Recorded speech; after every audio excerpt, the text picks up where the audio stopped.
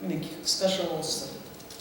Ал енді ауызекі сөйлеуге, үйретуге келетін болсақ, мен жаңа оны айттым. Мен алдын ала түсіп айтып кетіппін. Кешіресіздер, жаңа 35 не? 100 диалог, сол бойынша үйрету, және жаңағы софт технология бойынша үйрету. Оның өзінде де, енді осынау сөйлеуді үйреткенде, мен осы екі тәсілді бәріне бірдей сала бермеймін. Алдыма келгенде қазір мынау көпшілігі жаңағы тест өткіземіз дейді, грамматикадан апарып сұрақ қояды, біраз какой-то ешқандай бір жүйесіз сөздерді алып қояды. Міне мынаны нет, мынаған тест жасап бер дейді, оның бәрі көзбояушылық. Тестті мүлдем басқаша жүргізу керек. Ең бірінші оның тіл үйренуші, келген тіл үйренушіден саған не үшін тіл керек? Коучинг технологиясын өткім, міне коучинг технологиясын кім біледі? Вот сол коучинг технологиясын өткім, міне сонда сол коучингтік сұрақтарды қоямын. Саған тіл не үшін керек? Саған ол тілді үйренгенде ол саған не береді? Сен сол тілді үйреніп алғанда қандай дәрежеге жетесің? Ол сенің маңайындағы адамдарға пайдалы бола ма, зиян келтірмей ме? Өзіңе зиян келтірмей ме? Иә? Мінекей осындай коучингтік сұрақтар арқылы жаңа бәрін біліп сұрап аламын. Содан кейін барып, жаңағы адамға мен екеуміз бірігіп отырып, мақсат құрамыз. Тілді үйрену мақсатын құрамыз. Бірінші, саған не керек, екінші не керек, үшінші не керек. Ең бірінші, жаңағы технологиядан кейін мен олардан былай өмірбаяныңды қазақша айтып берші деймін. Басқа ештеңенің керек жоқ. Мүлдем тіл білмейтін айтады, мен айта алмаймын дейді. Давайте я вам лучше по-русски расскажу. Мне не надо по-русски говорить. Білмесең болды, уже понятно. Иә? Кейбіреулер айтады. Ол бәкі айтып отқанда мен тыңдап отырамын. Және жаңағы байқаймын. Грамматикадан ақсап жүрма, айтылымнан ақсай ма, сөздік қоры нашар ма, тағы. Осының бәрін тыңдап, өмірбаянын тыңдап алғаннан кейін, соған нақты сол адамға бағдарлама құрам. Жаңағы екі тәсілді бәріне бірдей нете бермеймін деймін. Дегенім сол, әркімге өзінің қажетіне қарай жұмыс істеймін. Бұл сөйлеу үйретуге келгенде атқарылатын жұмыстарымыз. Енді жазу машықтарын қалыптастыру бойынша онда да айттым жаңа.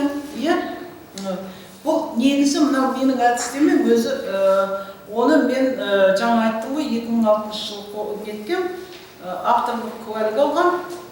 Бұл методиканы жалпы осы кешенді мен тіл дауа деп атадым. Енді тіл дауаны қазақшаға аударатын болсақ, керісінше орысша аударатын болсақ, оның бірнеше мағынасы бар. Дауа деген сөз – это исцеление. Это второе – выход из положения. Это снадобье. Сондықтан міне осыған келдім-де, менің осы шаруам тіл үйренем деушіге бір тығырықтан шығатындай бір көмек болса екен, чтобы они получили какое-то языковое исцеление. Это как своего рода языковое снадобье деп мен осылай тіл дауа деген ат қойғанмын. Бұл толық тұтасымен кешен. Міне қайсысын алмасаңыз да, тыңдауды алсаңыз да, оқу әдістемесін алсақ та, жазу әдістемесін алсақ та, сөйлеу әдістемесін алсақ та, бәрінде де грамматикамен жұмыс істеледі, бәрінде де айтылыммен жұмыс істеледі, бәрінде де сөздік қорды байытумен жұмыс істеледі. Бұл бір тұтас жатқан кешен, комплекс. Грамматика жақсы тапсырады. Мектепте, да, жақсы есіме салдыңыз. Тыңдалу, қазір тапсырғанда да, тыңдалу и жазылу ең нашар. Ең нашар. Өйткені бізде мынау әу бастан, мына мен кеңес үкіметі кезінде мысалы орыс тіліне сабақ бердім, неміс тіліне сабақ бердім, сонда мынау тыңдауға мүлдем назар аудармаған, мүлдем. Бірден келе әріп жазғызады бізге, естеріңізде ме? Содан кейін жаңағы мәтінді аударта береді. міне күн осы күнге дейін қазақ тілінде сол әдіспенен жұмыс істеп келеді. Маған жаңағы книжка дайындайтын оқушыларды алып келеді. Иә? Сонда ол байғұстардың айтатыны. Вы знаете, говорит, ну вот задает, говорит, стихи или текст, надо вот пересказать. Мы, говорит, бездумно заучиваем. Барамыз да баға алу үшін айтып береміз. Стихи то же самое. Көрдіңіздер ме? Міне баяғы тәсіл. Олай жұмыс істеу мүлдем мүмкін емес. Нельзя так работать.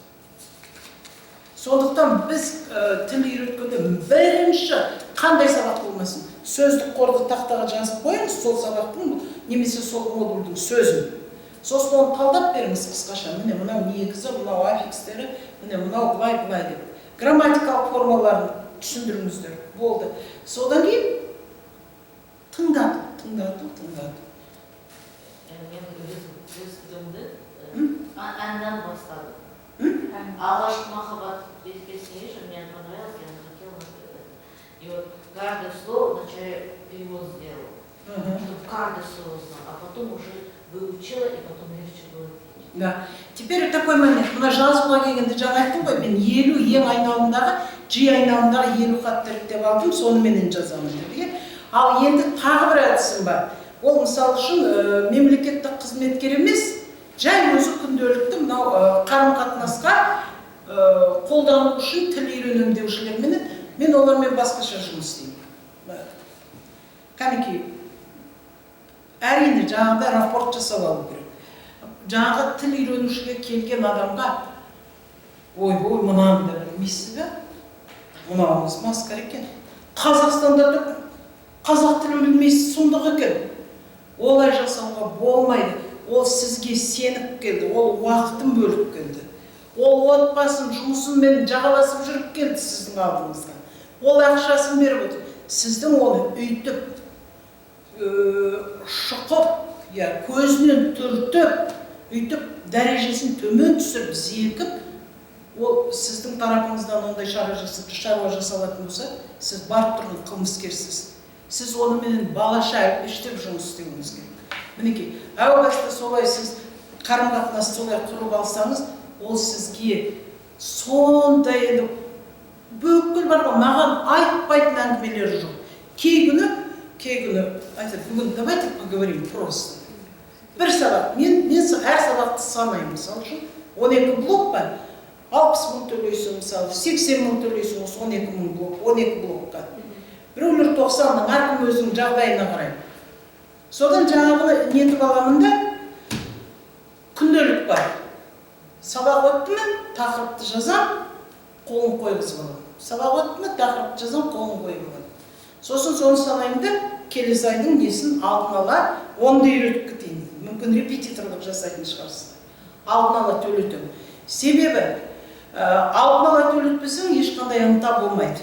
Біз бәріміз пендеміз, алдын ала бәленбай, 60 әйтпесе 70-80 мың төлеген адам. Ой, бәленбай ақшаны төледім мен. Бүгін сабақтан қалай босатам? Сгорит жылу. Жаны шығып келеді.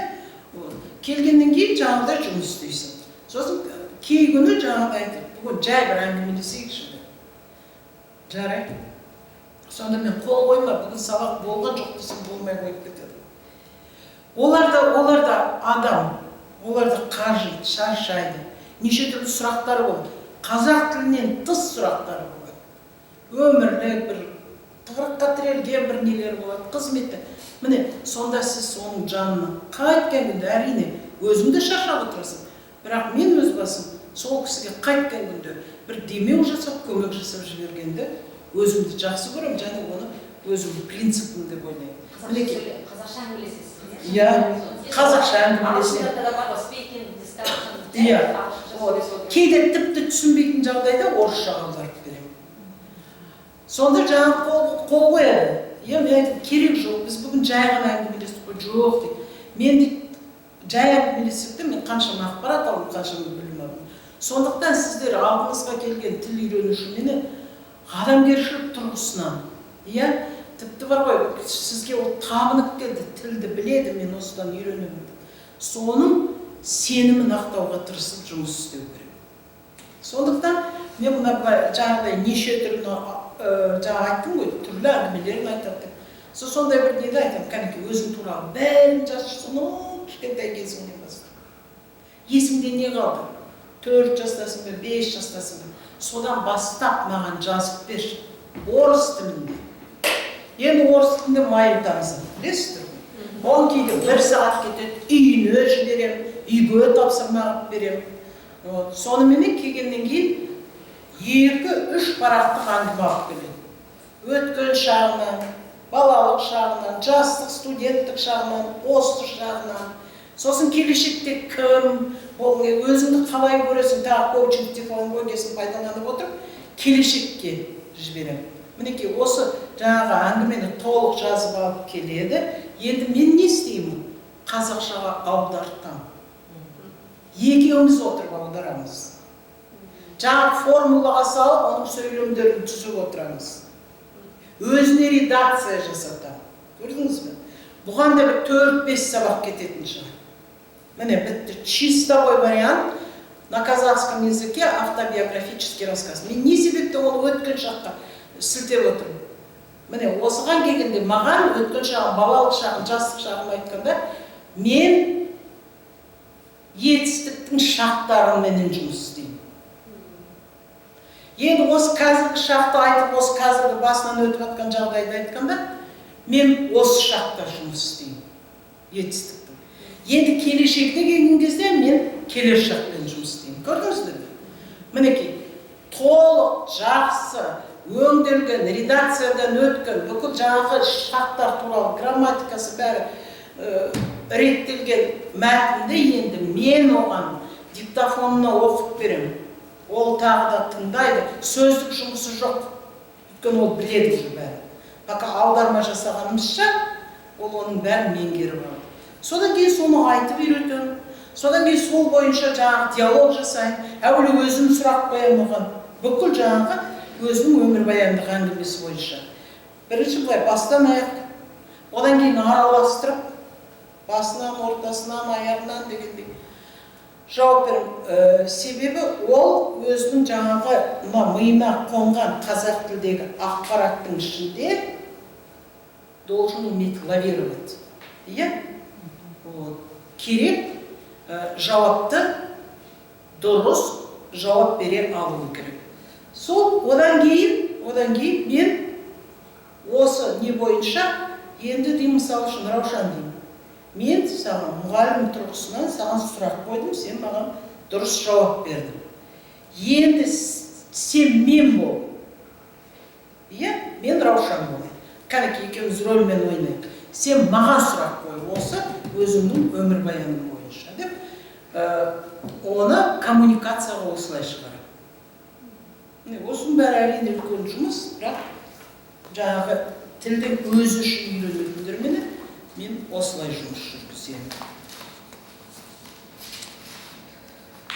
Так.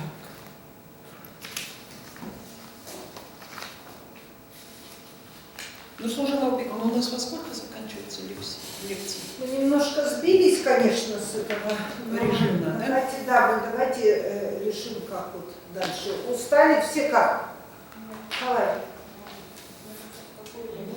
Да. Вот сейчас у нас же вот это вот вы рассказали технологию обучения по публичному выступлению еще. Вопросы общие. Или потом уже у нас. Да, он да, это была, да. Ну, и еще насчет завтра я хотела сразу. Может быть, знаете, тут одна проблема у нас возникла, у нас лифта-то нету, то ли позор не очень сложно. Я подумала,